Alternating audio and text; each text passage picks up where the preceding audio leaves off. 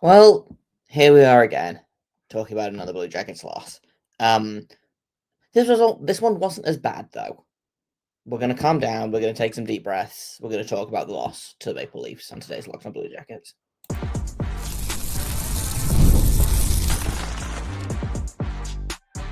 You're Locked On Blue Jackets, your daily podcast on the Columbus Blue Jackets, part of the Locked On Podcast Network. Your team every day. Hello and welcome to Locked On Blue Jackets, part of the Locked On Podcast Network, your team every day. I am, as always, your host, Jeff Foster, here to give you the good, the bad, and the ugly about your favorite team and mine, the Columbus Blue Jackets. Before we get things started, I want to thank everyone for making this your first listen of the day every single day. Locked On Blue Jackets is free and available on all podcast platforms and over on YouTube. I also have to let you know that we're the number one podcast network, and that's because of you guys. So shout out to you guys. Let's talk about the Leafs game. There's some good, some bad, some ugly, the drill. I want to talk about Luca Pinelli's very strong debut. I want to talk about the goaltending. I want to talk about how worried feels like a tame word for it, but I want to talk about, the Blue Jackets are still in it, right? It's not like they're sitting dead last in the East or, dead last in the league and they look terrible, right? They looked really good in this game. So we're going to talk about that. We're also going to talk about the Penguins because the Penguins are in town, even though it feels like we just played them. So we're going to talk about the Penguins, but I want to talk about the Leafs first, because I feel like I say this a lot. And so potential of sounding like a broken record here, but in a vacuum, this game is fine, right? Frustrating not to get 2 points straight up, and I talked about this on Twitter yesterday, right? Like, this is a game that you need to win.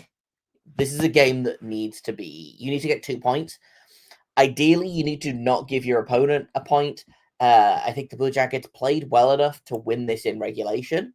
They didn't for a couple of reasons.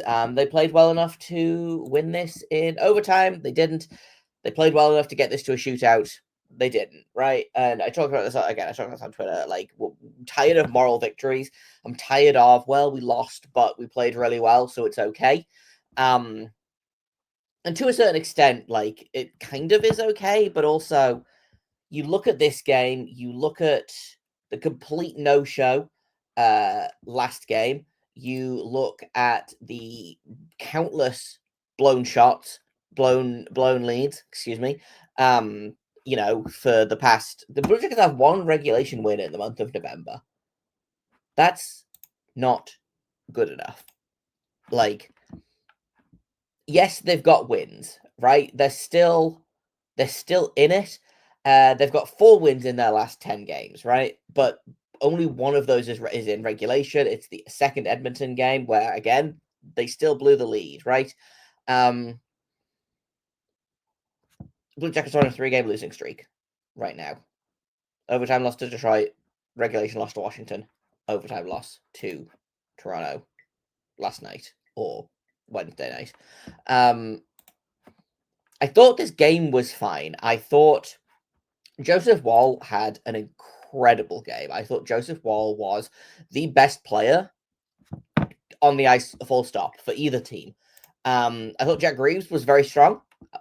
He had 2 goals on 24 shots.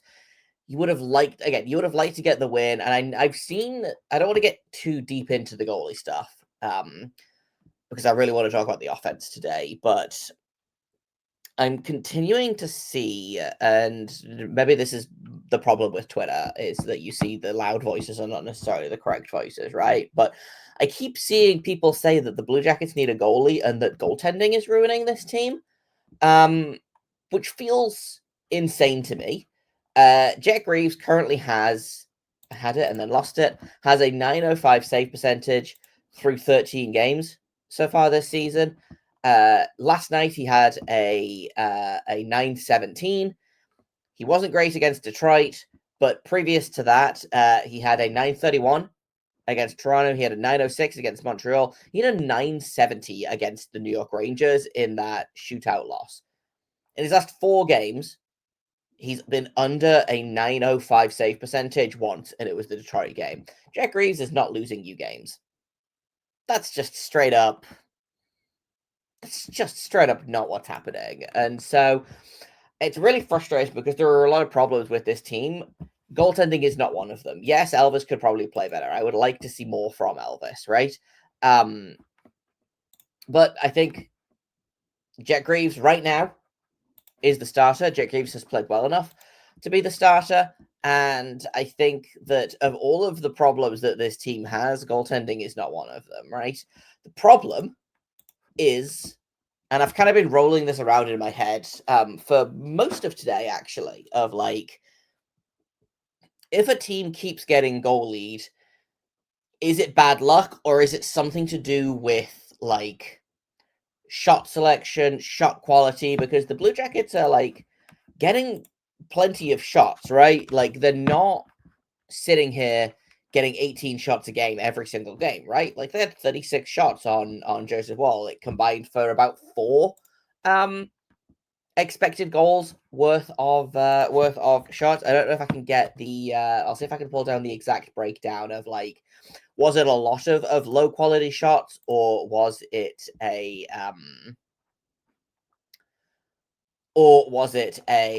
just a rough, was it a good game for Wall, or did the Blue Jackets just not really have a lot going on?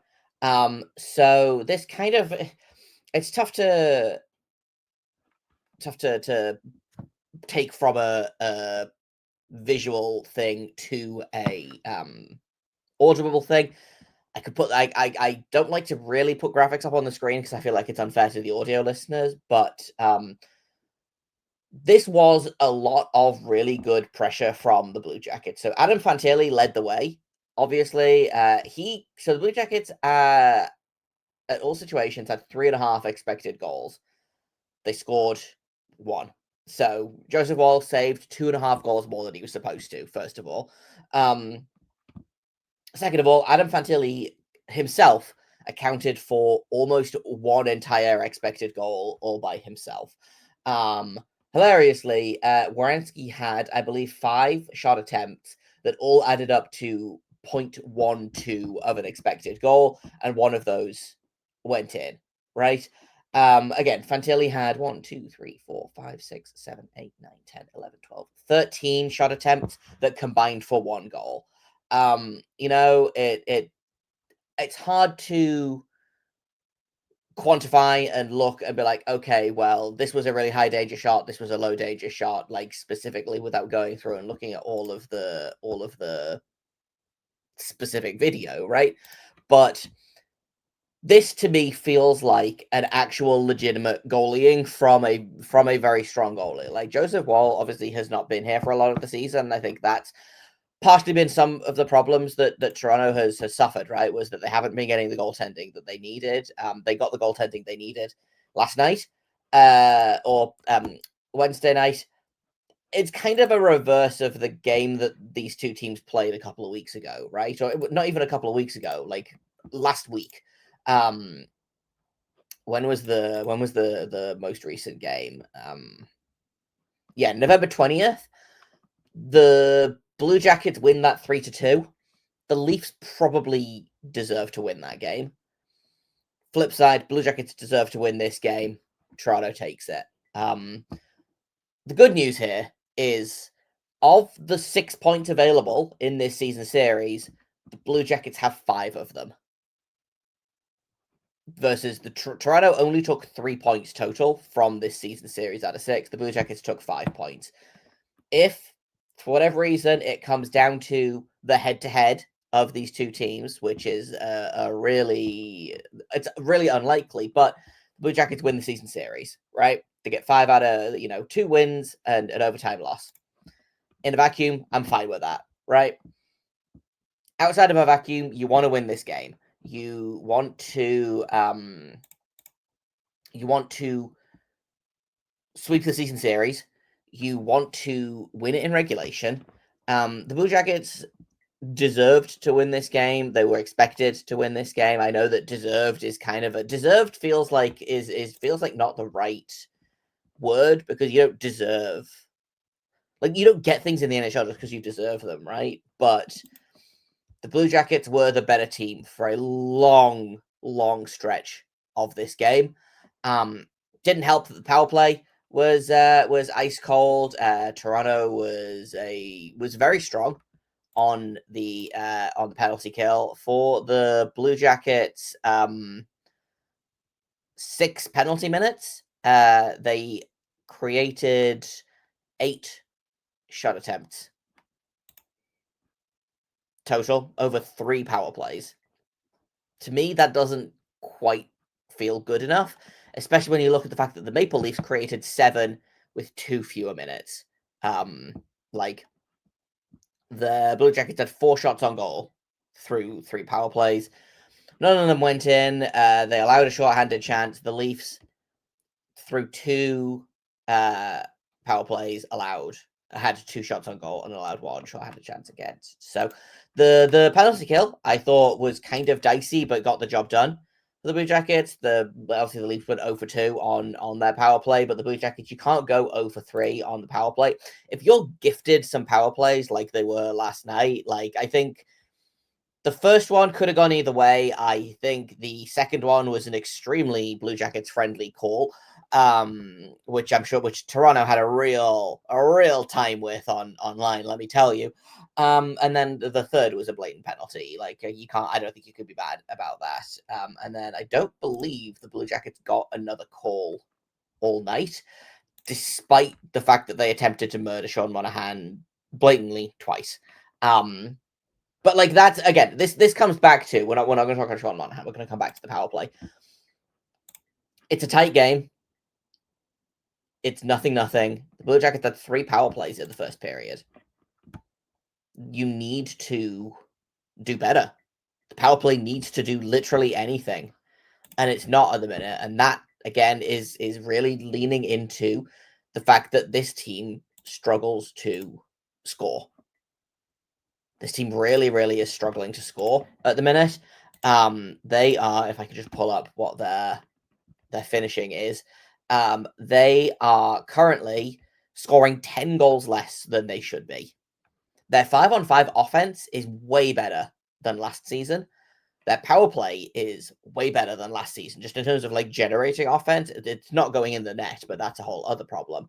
That is kind of the problem that we're talking about here. But in all situations, the Blue Jackets have created 75 expected goals and scored 65. You need to be finishing these shots, right? The goaltending is coming back down to earth. Jet Greaves is playing well, but it's not that both goalies have a 920 save percentage and have a goal, are saving 10 more goals than they should have. The goaltending is it's come back down to average. So they've allowed 74 goals, and they should have allowed about 77. So they've allowed about 3 goals fewer than they should. It's the goal scoring that's really doing them here, which goes back to my original point of, this is not a goaltending issue.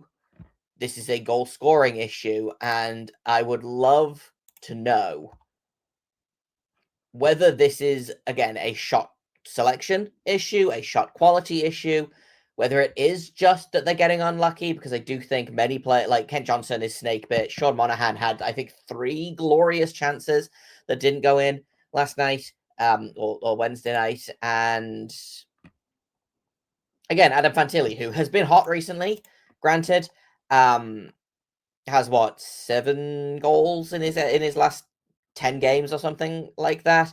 Hasn't scored in a couple. He had, let me pull up his numbers that I had and then closed. Locked on Blue Jackets bingo. You get a sticker. Adam Fantilli had 7 shots on goal in this game, and I believe I counted 13 shot attempts when I was looking at the numbers earlier, and none of them went in. Right?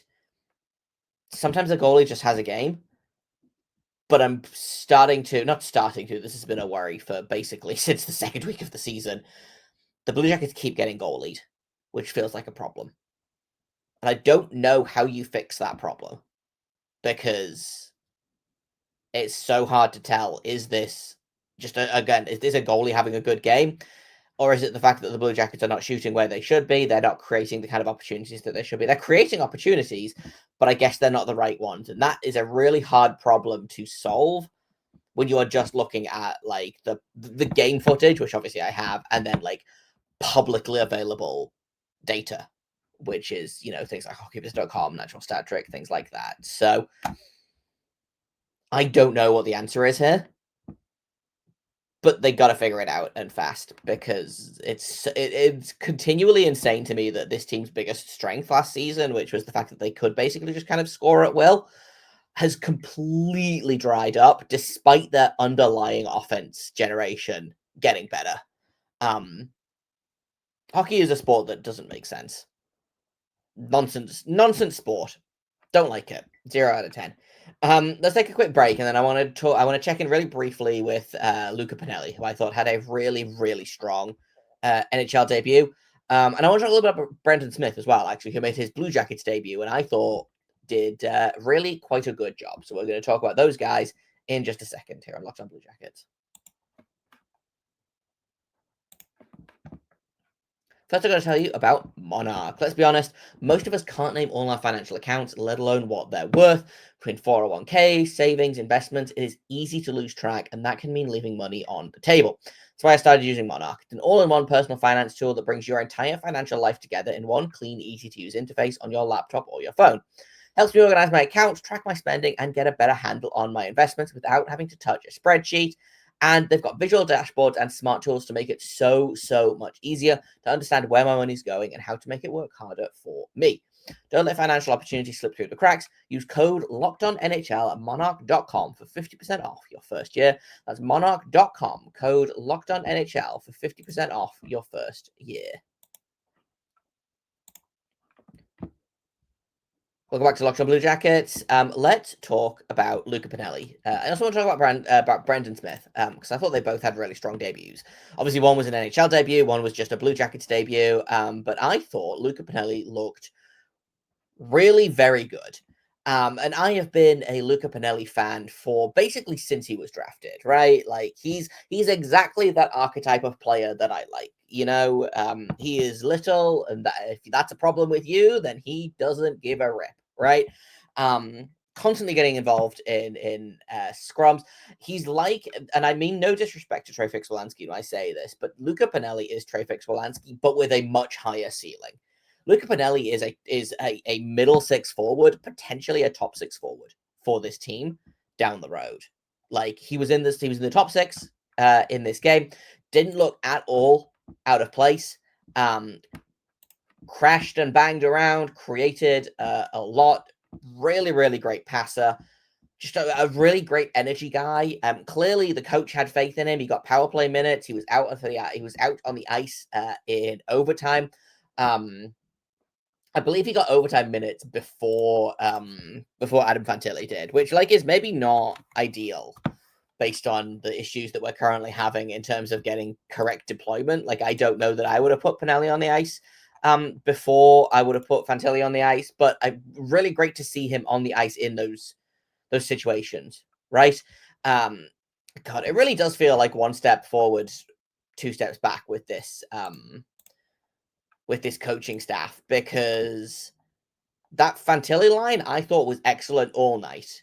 And it was. If I pull up the numbers, they were on the ice for 18 shot attempts for and 6 against all game. For some reason, the final or so shift, Brendan Gaunce was actually who was on the ice with Fantilli and Voronkov and not Kent Johnson, which feels insane to me. And I don't understand it because, again, Kent Johnson I thought was excellent, was really strong. I liked that line a lot. It was by far the best line on the ice. Kent Johnson himself was on the ice for 19 shot attempts for and 7 against at 5-on-5. That to me is great. That top line was the top 3 best players for the Blue Jackets by far. Not even close. I will say that the fourth line was shockingly good in this game. Didn't get a lot, but when they did get, they gave basically nothing up, which is exactly what you want from them. But baffling to me to swap Kent Johnson out for Brendan Gaunce for the last shift of the game when the game is tied, but whatever. Luca Pinelli was great. I retweeted over on Twitter. There's a guy that does, I want to say his name is Eric Schumacher. I might be wrong about that. If you're listening, Eric, I'm real sorry. But he does a lot of he will scrape the games after and do little threads on the good, the bad, the ugly. But he put together a really fun highlight package of Pinelli's notable puck touches in this game, and he had a lot of them, and they looked real good. So a really, really strong debut from Pinelli. A really good CPJ debut for Brendan Smith as well, who has really kind of suffered the past couple of months, right? Came to Columbus,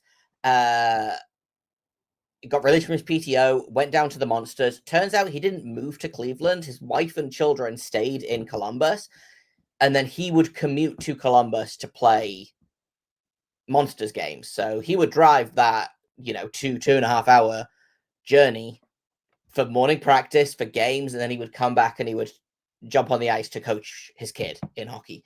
So incredible commitment from him to try to get back to the NHL. And again, I thought he had a really, really strong debut. The underlying numbers agree. In 11 minutes of 5-on-5 time, he was on the ice for 13 shot attempts, 4 and 5 against. The Blue Jackets outshot the Leafs 7-3 in his 5-on-5 minutes. And he didn't get any special teams time. So in his minutes, the Blue Jackets had 70% of the shots, which is great. Which is exactly what you want from a third pairing defenseman, right? I know that I have my thoughts and feelings on Jay Christensen and how he's been utilized this season, but really, really great to see Brendan Smith come into the lineup and make an impact like this, because if the Blue Jackets have a third pairing that they can depend on, I thought Dante Fabro looked good alongside Brendan Smith as well. That was a strong pairing. I really want the Werenski Matejchuk pairing back together so we can kind of contain the chaos of Severson and Provorov. But I thought that Smith-Fabro pairing was good, and if it gives the Blue Jackets a third pairing that they can use without having to go down to 5 defensemen every third period, that's great news, right? So really, really strong debut from Pinelli. Excited. I think we'll see him again tonight in Pittsburgh. I can't say for sure, but I suspect Marchenko is going to be out for at least this game, potentially another one. I know day-to-day is kind of nebulous because what does day-to-day really mean? But I suspect we'll see Pinelli again tonight, and hopefully we'll see Brendan Smith again as well, because like I said, I liked his game a lot. Brendan Smith is what this coaching staff thinks Eric Branson is, I think, which is fun, and I hope that he manages to stay in the lineup. I think as soon as Branson gets back, Smith will leave the lineup again, but great games from both of the new kids. I say kids. Brendan Smith, I think, is older than me, but great game for both of them. So again, frustrating game to lose, but there was some positives to take from it, and I think you can take positives from this game without treating it as a moral victory and being like, well, we played really well, so it doesn't matter that we lost. No, they lost, and that matters. But also you can take the good things from it. So that's what I've decided to do, and that's why I'm recording this after the game, not immediately after the game, because I was real mad after the game, and then I took some time to calm down, and now actually things are okay. So still worried, still frustrated by this team, but they're a point out of a playoff spot. Still, despite this 3-game losing streak, they're still only a point out of a wild card spot. I don't believe a win tonight. A win. We'll talk about the Penguins in a second here, but depending on what happens in the other games that happen tonight, the Blue Jackets could end the night in a wild card spot if all goes well. In fact, let's take another quick break and let's talk about the Penguins, because they've come to town to face the Blue Jackets, and hopefully this will be a good game for the Blue Jackets, but we'll discuss that in just a second. Locked on Blue Jackets. First, I'm going to tell you about FanDuel. The NBA is back, and there is no better place to get in on the action than FanDuel, the official sports betting partner of the NBA. Even if you miss the start of the game or you want to ride the hot hand, FanDuel has live bets on everything from who's going to score next to fourth quarter comebacks. Plus, you can even combine your live bets into a same-game parlay for a shot at a bigger payout. Keeps every game exciting, especially when your team is making that late push. And right now, FanDuel is giving new customers $300 in bonus bets when your first $5 bet wins. So head to FanDuel.com to sign up and play your game with FanDuel, the official sports betting partner of the NBA, and also us, the Locked On Podcast Network.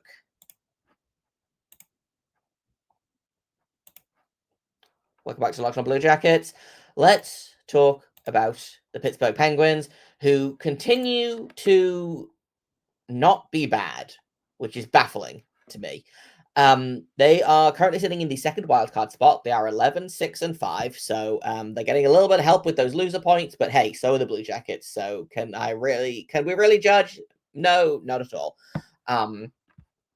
They are getting, where is it? Here it is. They're getting great goaltending from Tristan Jarry, which is genuinely shocking to me. They're getting good goaltending from Archer Silovs, which is less shocking to me. They are allowing fewer goals than every team except for two. They've got the third best goals against per game right now. They're scoring a fair amount per game. They've got the best power play in the league, the fifth best penalty kill. Like they are playing like a much better team than they were last season. Somehow both Evgeny Malkin and Sidney Crosby refuse to age. They're leading the team right now. Malkin has 24 points in 22 games. Crosby has 23 points in 22 games, including 13 goals. The defense, like they're getting contributions there. Like they're getting contributions from a fair amount of guys, actually. And they're a little top heavy, but so is kind of every team, right? Like their top six is scoring fine. They've got some really great rookies, Ben Kindle and Harrison Bruniker did not play last time. It looks like Bruniker is not on the roster right now, but I suspect Ben Kindle will be in, and he's been a really good third line C for them. They're doing the Cole Sillinger with Ben Kindle, I think. So we'll see if that works out for them. Obviously, Cole Sillinger, I think, was maybe a little bit mismanaged by his development plan or his development path that he took. So hopefully Ben Kindle manages to avoid that for Ben Kindle's sake, if not for the Penguins' sake. But this is a good team. Is it sustainable? I don't know. I think Penguins fans are just kind of enjoying it at the minute. I personally like it because I think that Sidney Crosby should retire a Penguin, and all of these rumors about trading him to the Habs. No, hate it. 0 out of 10. So the Penguins being good means that they're probably not going to be sellers at the deadline. And it also takes them out of the running for McKenna, which gets rid of my other fear, which is the Penguins are good for 20 years with Crosby, immediately win the draft lottery and start the cycle of dominance again with a brand new first overall pick. So hopefully that's not going to happen either. But Blue Jackets beat the Penguins last time. 5-4 shootout win. It wasn't the cleanest win. The Blue Jackets had, I believe, a 3-1 lead.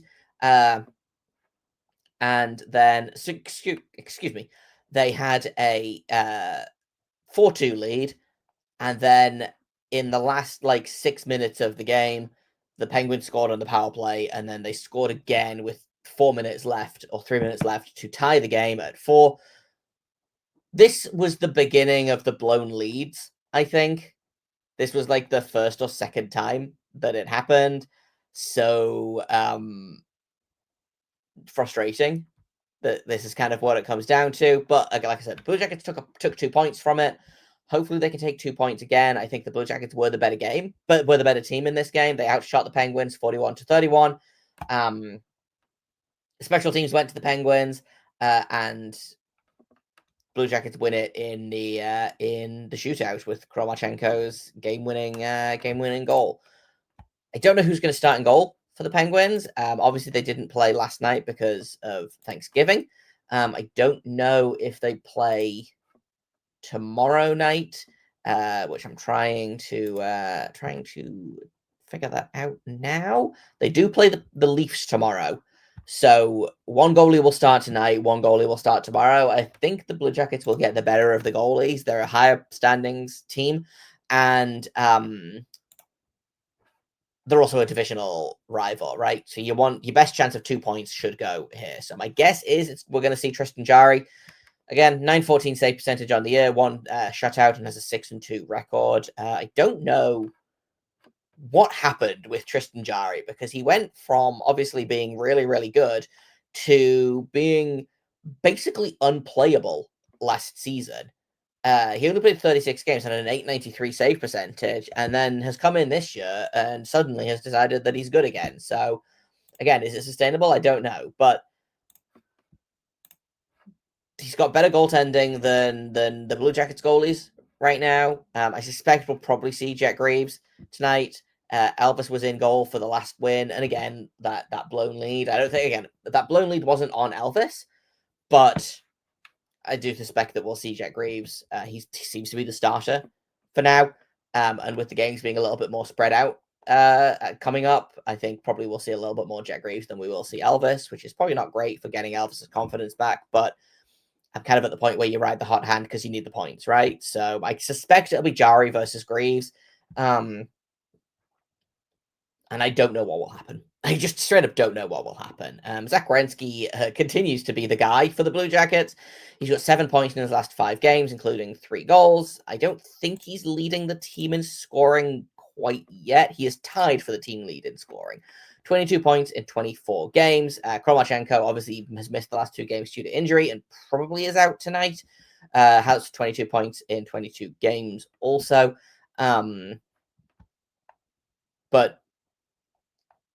it's going to be, I feel like it's going to be a really stupid game. And I know I said that about the Leafs, and it kind of turned into not necessarily a stupid game, but not like the best game that I've ever seen. In terms of disallowed goal and then no goals until all of the goals happened. But we're into predictions now, by the way. So my prediction is that the Blue Jackets are going to win because that's every prediction. And I'm going to say the Blue Jackets are going to win. I think it's going to be an overtime game because this team will not stop going to overtime. Let's say a 4-3 overtime win for the Blue Jackets. Not a shootout. We'll say overtime. And let's say, you know what? Zach Werenski's real hot right now. Let's go with the Werenski goal. I was debating between Werenski and picking Luca Pinelli to score his first of the season, but if Marchenko comes back into the lineup, then Pinelli probably comes out. He shouldn't, but he probably does. I would take Gorns out. I would take Lundestrom, Zach Aston Reese. I'd take Chinikov out. I'd probably take Miles Wood out before I took Luca Pinelli out of the lineup at this point. But that's beside the point. So I'm going to go with the Zach Werenski goal. He's on a little bit of a hot streak at the minute, and that's fun for me. So that's my prediction. I do think this game is going to be really frustrating. I don't think it's going to be a fun game to watch. But 4-3 Blue Jackets win in overtime with a Zach Werenski goal. That's my prediction. Get your prediction down below. Pick your anytime Blue Jackets goal scorer. Pick your final score and who's going to win. This is game 25. So tomorrow morning, I will pull the numbers and we'll do another scoreboard update for the predictions game. So either get in the YouTube comments about it, or there's going to be a tweet going up at LO_Blue Jackets as well. You can get your predictions in there if you want. Thank you for listening to this episode, making it your first listen of the day every single day. Locked On Blue Jackets continues to be free and available on all podcast platforms and over on YouTube. Like I said, you can find the show at LO_Blue Jackets on Twitter. You can find it at LO-Blue Jackets on Blue Sky. You can find me on Blue Sky as well at JAKOBFORSTER. Thank you for listening. Again, I feel like I've said that 4 times in a row, but I really do appreciate you guys. I'm recording this on Thanksgiving, and I kind of flippantly was on Twitter saying that I am thankful for Jet Greaves and his glove hand, but I'm thankful for all you guys as well. You guys rule. So thank you for listening to this episode. Tomorrow we'll be back. We'll break down. Not tomorrow. Maybe tomorrow. We'll see. We'll see how I feel. We'll be back at some point. We'll break down tonight's game. the good, the bad, and the ugly. You know the drill. And until then, make sure you stay locked on.